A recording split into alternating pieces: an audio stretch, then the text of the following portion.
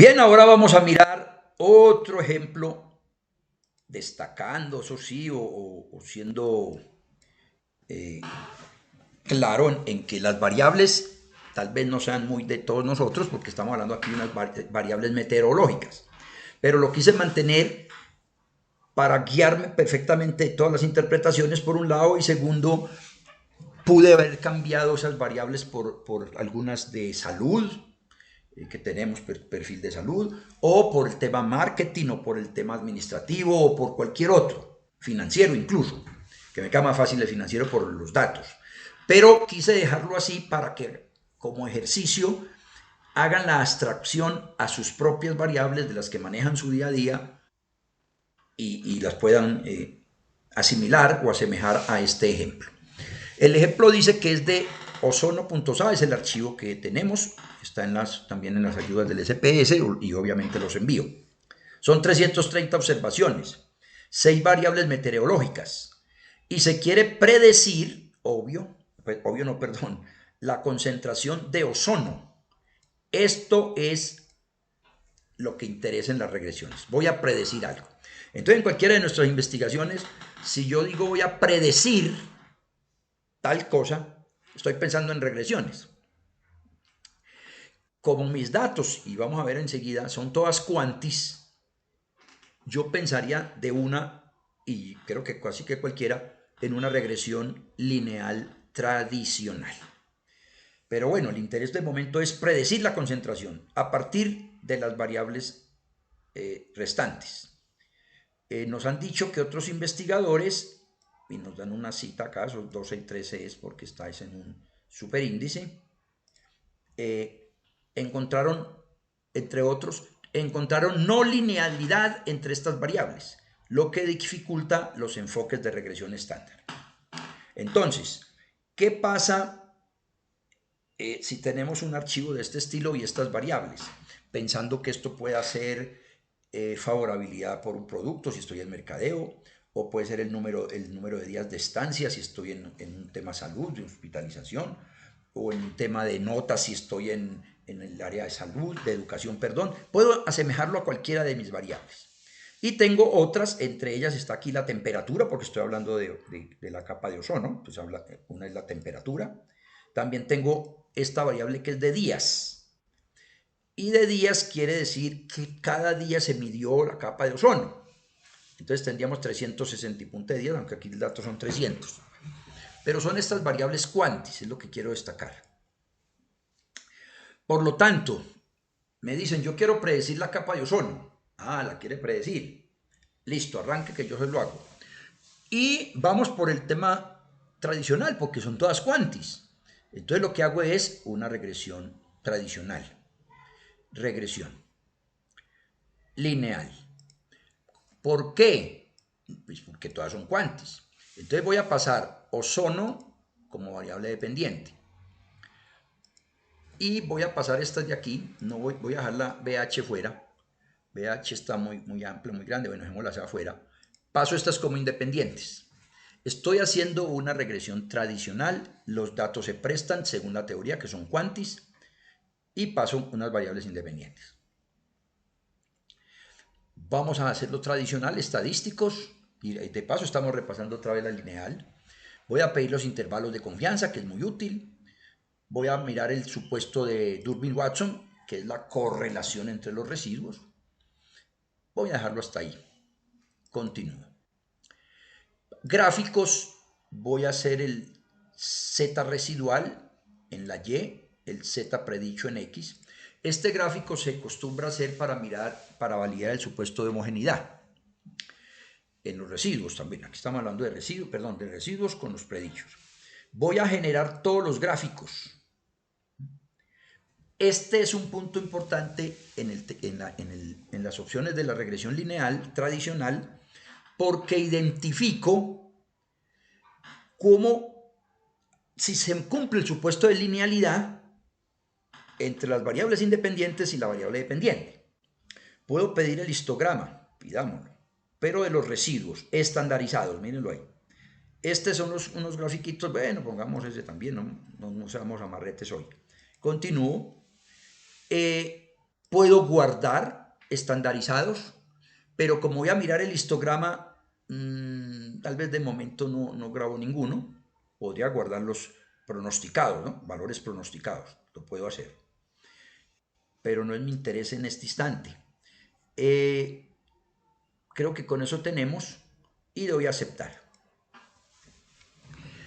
¿Qué pasa acá?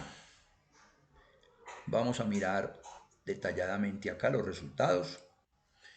Y resulta que regresión lineal no me está dando mal el R cuadrado ajustado, un 67% me está ajustando.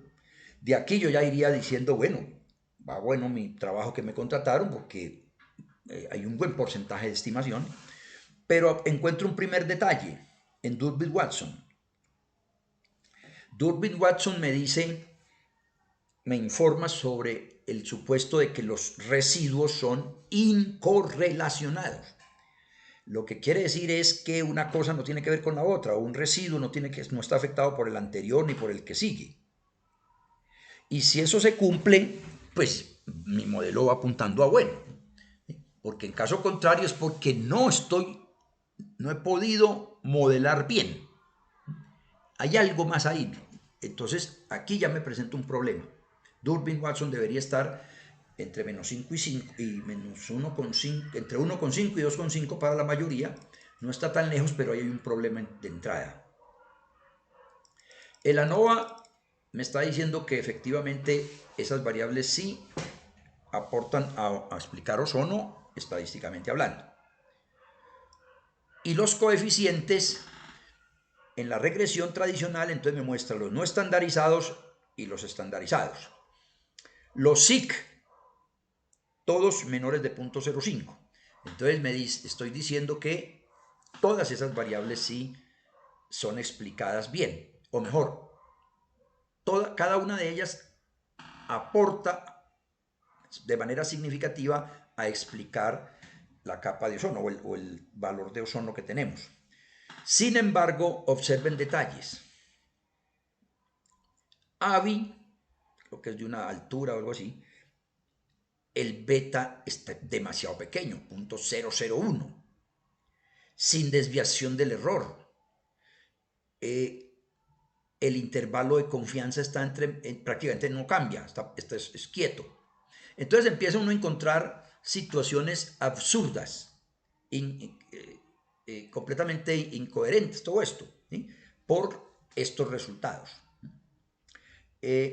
Valores supremamente bajitos acá, que no debería representarse con resultados significativos.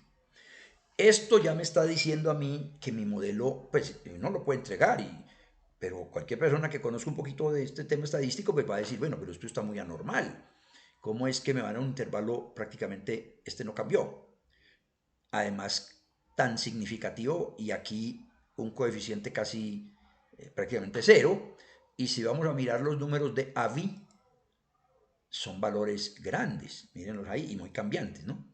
Entonces, empezamos a ver esas situaciones anómalas y un poco indefendibles, ¿no? Entonces, vamos a mirar los gráficos. El gráfico del histograma de los residuos estandarizados parece perfectamente normal, es decir, no perfectamente, pero sí cumple muy bien la normalidad. Ahí uno dice, pero arriba, ¿por qué incoherente? Y aquí da otra cosa. Ahí cumpliría. La variable ozono con parece normal, recuerden, y por eso también lo traje en el ejemplo para recordar detalles. Este gráfico de probabilidad acumulada debe de darnos casi todo en la línea. Y aquí está parecido a eso, entonces podría uno pensar la normalidad. Aunque la teoría nos dice más que nos den todos los punticos sobre la línea más en la mitad y de pronto en las colitas se puede aceptar que no. Aquí está dando un poquitico al revés, pero yo lo veo más o menos bien. Entonces por ahí no habría tampoco mucho que hablar en contra del modelo. Ya tenemos los gráficos parciales.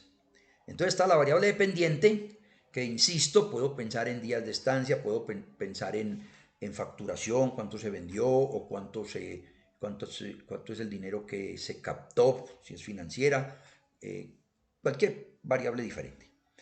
Y observen acá que ya los residuos no los veo tan claro en un sentido. Al principio hay unos pocos residuos, obviamente, valores acá, pero se va abriendo, se va ampliando el espectro del horizonte hacia mi derecha.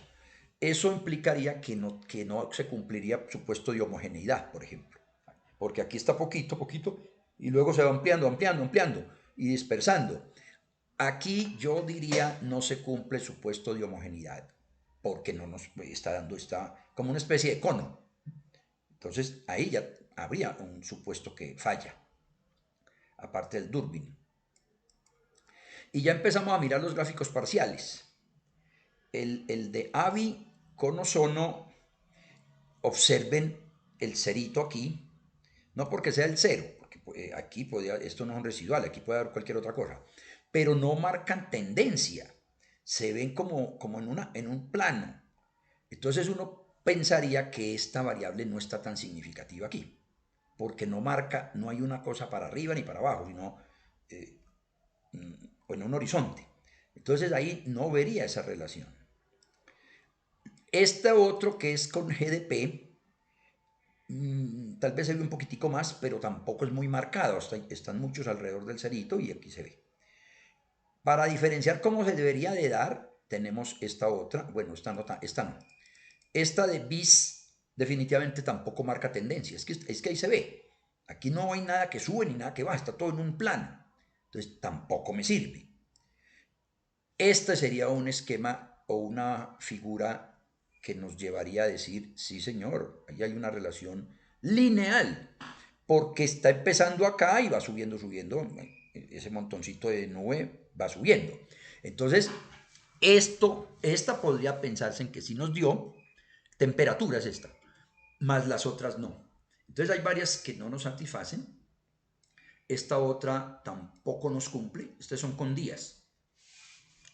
Entonces, con esas reflexiones y muy sobre todo por el tema de estos coeficientes tan pobres acá, uno llega y concluye, este procedimiento no es el mejor. Estos datos no me van a satisfacer lo que yo pretendo o mejor, ¿qué es lo que pretendo? Un buen modelo, con el tema de la regresión lineal. Por lo tanto, podemos adecuarla.